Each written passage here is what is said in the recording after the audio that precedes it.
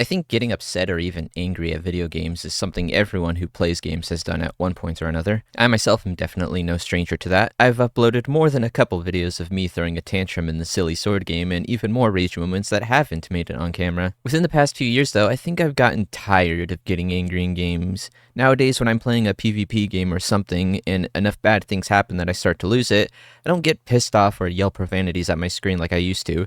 Instead I just kinda stare off into space, completely apathetic, wondering what the hell happened to lead me down this painful path. Most of the time, it's my shit-ass friends peer pressuring me into playing this stupid sword game, and now I've developed the video game version of a heroin addiction, though I would argue it's worse than heroin, because at least that has the decency to kill you after a while. Thankfully, I think I've finally sobered up, because now I only play For Honor once every blue moon, and so my ingy moments have dropped by a staggering 95%. And when I do play, I actually have fun, because since I'm rarely playing it, I don't take it nearly as seriously, and it's a great time. It's made me wonder though, why do we take games so seriously, even though nothing we do in them will have any sort of impact on the real world? As far as I remember, I've been getting frustrated with games, but when you're growing up, any problem is suddenly the biggest problem in the world at that moment. But I'm a grown-ass man now, so why do I still feel a desire to put a hole through my monitor when I get teabagged by a person I'll never meet in real life? Is it some sort of desire to prove something to someone?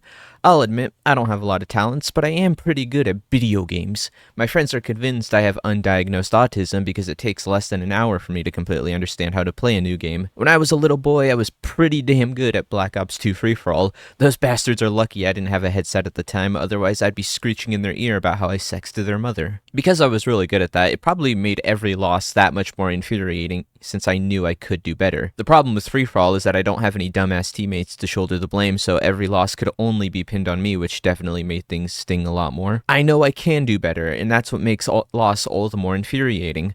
Though sometimes that can be your own fault, playing at 3 a.m. tired as hell, wondering why you're doing so bad, and waking up the house even though you could have easily avoided this by just going eepy. I don't do that anymore though, since I have a job and have lost all will to be angry at games. Back when I played Overwatch, I was pretty damn good at Tracer, though she wasn't my main.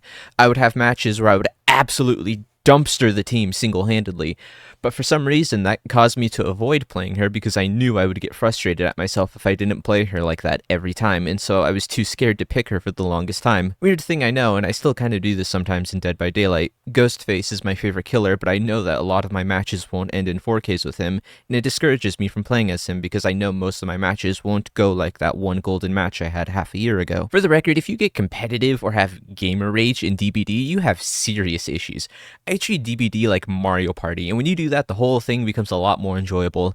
How anyone made DBD competitive is beyond me. I've tried applying similar logic to other PvP games I play. I've just started playing Marvel Rivals, which is so nice to play an Overwatch game that isn't Overwatch. So far, I've tried to keep myself from getting too serious with the game and just goof off with my friends, and so far it's been working. It's only a matter of time until the community optimizes the fun out of the game and I end up ditching it and going back to For Honor, but at least right now it's fun. If you're a little man-child like me who also gets pissy at the slightest inconvenience in a game, and I can't offer any concrete advice, but I can tell you how I've managed to stop myself from jamming my dick in a blender. Firstly, if you have friends, it's hard to take anything seriously, and that can help a ton. If your friends also got the gamer rage, then try to be the one that lowers the tension. I've noticed when playing with friends, all of our combined brain cells go to one person in particular, while everyone else goes full retard.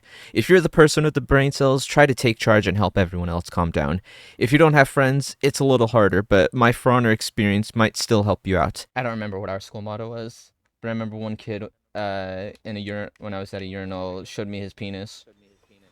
That's wild. Is that why you're gay? Play the spite game. Playing to win will only make things harder on yourself. Instead, play to make sure as many other people who aren't you are having a bad time.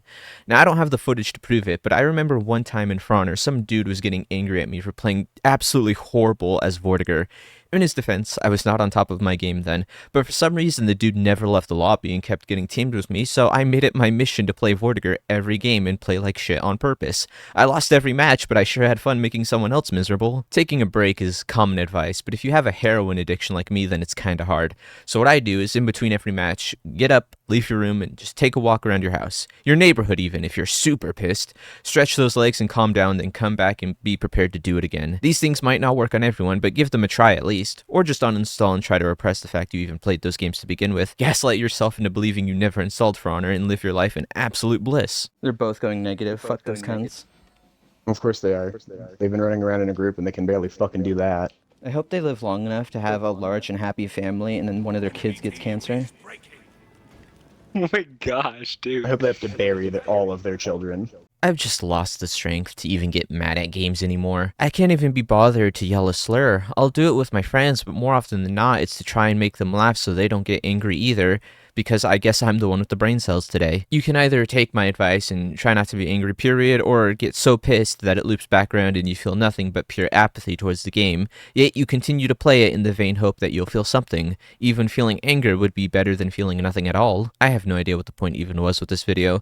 I guess I just wanted people to know how tiring it can be to get angry at video games, and that you shouldn't be like me and quit while you're ahead. What do you even have to prove by getting a shiny rank and comp? Who cares? I'll tell you who. No one. Unless you got a neat little reward like a Dingaloid or Plume, then why even bother playing a ranked mode? Your rank means nothing other than the fact that you're a fucking nerd with more times on your hands than you need. Go outside, touch grass, speak to a woman. I don't do any of this either, but you can at least be better than me. Take pride in the fact that you have a better life than at least one person here. I don't even know where to go from here, so like and subscribe or I'm gonna go back to playing ranked duels.